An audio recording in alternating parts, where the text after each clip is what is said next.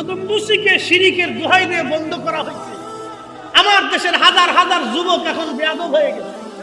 মুরব্বী দেখলে সালাম দেয় না, মুরব্বীদেরকে সম্মান করে না। নজদিপন্থীদের ফতোয়ার ফসল হলো এটা।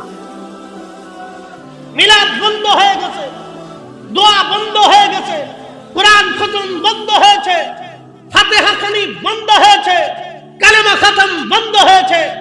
জমিনে লাভ হয়েছে কার? লাভ হয়েছে শয়তানের।